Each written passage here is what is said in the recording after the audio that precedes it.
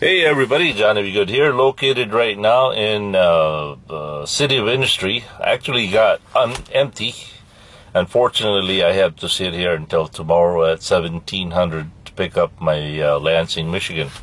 But for the meantime, somebody paid me a visit. Meet Richard. Not the driver. Say hello to Richard. Richard, say hello to YouTube.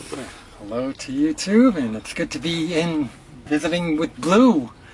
Yeah, and actually, Richard and Richard treated me with for dinner, and it was good. It was what was it called? Yaka something, Japanese something. Yeah, Japanese beef bowl. So it was actually pretty good. So thank you for the dinner, Richard. You're welcome. And Richard is a native of New York City. New York City. And he flies out here to California every year to visit a friend in Escondido. And so he's on vacation. And so when Richard learned that I came here, and so he took a trip all the way up here just to meet me. Imagine that. I mean, I feel so honored.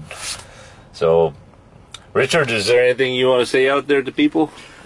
Well, I'm being a driver. We need young drivers. I mean, I'm, in my 30s, you're in your 40s, but, people like Josh up in Canada, who's like in his 20s, we need young drivers like that, in this industry. We need drivers that are, because I see, a lot of drivers are young, they come and they go, and, very few drivers are like, take pride in their work and take pride in driving and take pride in the industry, and of course a lot of it has to do with regulations and the fact that they get stuck somewhere and now you can't go anywhere. Well, you're stuck here in the City of Industry, California. You can't move the truck because you're on a 10-hour break. That's just part of It's just the way it is, right? Yeah. Richard, tell everybody what you do for a living. Well, I drive a truck, but I don't drive one of these trucks. I mean, although I have the Class A license, I drive a box truck for an expediting company, which is it's like trucking, but the freight needs to be there quick. It's just-in-time freight. Okay, and how far from New York City do you drive? I mean, you go to New Mexico, or? Yeah, I mean, the company is based in the industrial Midwest. It could be based in Illinois, Ohio, Indiana. So I go out there, and then, loads go to New York from the Midwest. Very rarely do they come to California, but they do. I mean. So from New York, do you go home every night? I mean. Not every night, no. I go home maybe every 2 or 3 weeks. So do you have a sleeper in your truck? It's like this truck. It's like this, except for this. Except it's got a box. What they do is they take the frame and then stretch it and put a box on.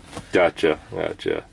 So you're an expedited driver. Being in Wisconsin, I'm sure you've seen Panther trucks, Tri-State trucks, Sure, Panthers, Roberts, and all those, yeah. They have a lot in Canada.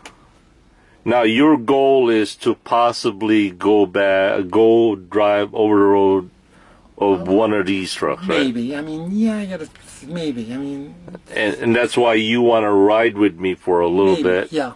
Just to, just the feel of it again, and just. You don't want to dive right into it, and. Right. You want to feel it out first. Right. Yeah. Instead of going with a trainer, because with the trainer you're actually working and you have to listen to the trainer. It's good to, be with you. I'm not driving. I mean, maybe I can help you. I can, help you with driving hook and unload, open the doors, or maybe help you with fueling and stuff.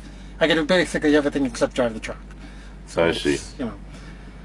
So, now why do you want to drive a big truck? I mean.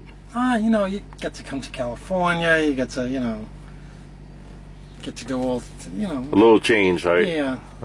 Instead of being in not that I don't like the industrial Midwest, I like getting out of New York City and being in the country and everything, but, and then with the expediting, you have to have your own truck, so I got to find a owner that has a fleet of trucks that they need drivers for.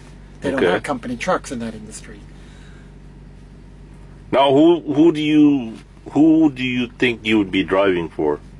Oh, there's lots of companies. Like there could be Panther, Tri-State, Now Panthers have Express one. 53-foot trailers, They right? do. The industry, they do have 53. They have their own trailers, but you gotta have your own bobtail tractor. Yeah, yeah. So how long you been an expedited I've truck been doing driver? it since about 2007. 2007. Yeah, okay. And I've had my Class A since 2001. So worst case scenario is that you'll probably have to go on a trainer for a couple of weeks. Like if you wanted to train, if I was to, let's say, work for WEL, you'd be the trainer. I'd be on this truck, let's say, and I get paid like whatever, $400 a week or whatever, while you. Sure. Hey, is there anything else you want to share out there? No, it's just good to be in nice, warm California. Yeah, it's about what, 75 degrees out here right now? I don't know, 60. Well, now it's. It's a heat wave compared to what we have back home. Yeah. Yeah. 20 below zero in Wisconsin. Yeah. In New York City, it's 20 degrees. Yeah. So. 18 degrees. Ugh, I can't. I hope I don't go back there. I unfortunately gotta go back, but I like to stay here till March. Yeah. And that's the other thing with trucking. If I was to drive one of these big 18-wheelers, I can move to California, and because once you have the Class A license, once you drive these things, the opportunities are endless. You could haul anything, whether it's flatbed or you could Sure. haul regional or live anywhere You in the can, country. yeah, basically just drop a pin in a map and then just go there. And With expediting, it's just kind of restricted freight. It's like specialized freight in one basic area. I mean, they do 48 states, but you're generally running in the industrial Midwest and certain states. They do go to Texas, and but if they do come to California, but they usually send teams to California. now, if somebody out there who's be interested in driving, doing what you're doing, how do they? Well, they can go to expeditersonline.com. That's all one word, expeditersonline.com. They have not only expediting, but they also have people who are looking for owners of whole tractor trailers, 53-foot trailers that are looking for drivers. They mainly do expediting, but there may be some over-the-road regular freight there, but it's mainly for the expediting industry. But there are people that have their own authority that are looking for drivers. I see. Now, what in the first year, if I was to go in, or somebody were to drive expediting, what can they expect for the first year of gross income? Well, if you lived in the industrial Midwest, like in that area, then you probably can make just as much as you do driving a regular tractor trailer. If you owned the truck, you could make about $1,000 a week for yourself. I mean, the truck, depending on because they pay like $1.35 a mile for the truck, plus whatever the fuel surcharge is.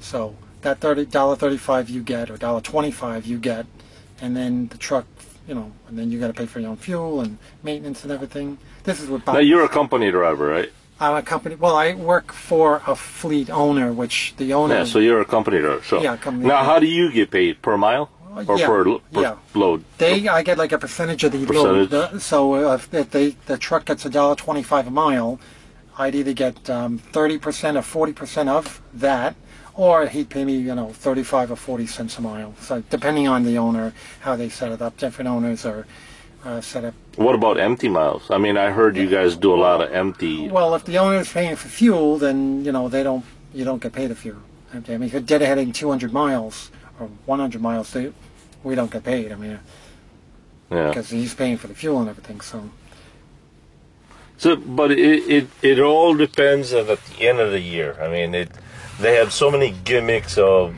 they pay you per so many percentage per mile or per dollar a mile or whatever, but in a 200-mile stretch or 500-mile stretch, and they pay you more or less than that. Right. But it all depends at the end of the year how much you gross. Right, and then you're also paid as an independent contractor with these companies, with a lot of these owners, because they have like 3 or 4 or 5 trucks, so they don't have like payroll to pay you and take that. Like if you make $700 a week, they're going to give you $700 in that week, and then you get a 1099 at the end of the year, and then you deduct let's say you spent $200 that week on showers and meals or whatever, and that's your we're talking about per diem, but I guess per diem's for W-2 employees. Yeah. But with 1099, you could deduct things like showers, and I guess there's more deductions. Yeah. All right, well, everybody, that was Richard here, and unfortunately, I have to stay here. You see, I delivered at one of those doors over there, and tomorrow I pick up my load way over there, but it doesn't load until about, 1700 hours tomorrow. So it's going to be a very long, boring day out here for me.